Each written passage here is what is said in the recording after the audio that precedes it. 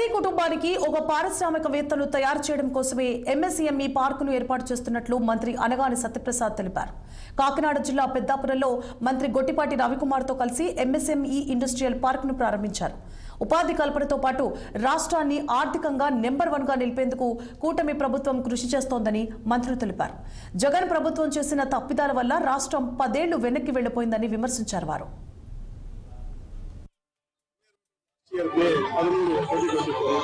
అప్పటికే డిసైడ్ అయిపోయారు.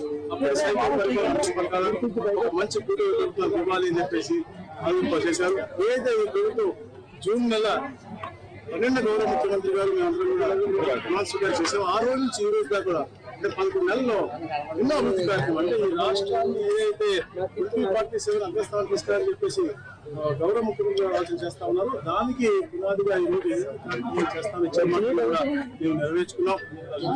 పెన్షన్ తో పాటు ల్యాండ్ టైటిల్ రద్దు అవ్వచ్చు, అన్నా క్యాంటీన్ అవ్వచ్చు, ఉపాధి కల్పన ముఖ్యంగా తీసుకున్న పరిస్థితి చూస్తా ఉన్నాం.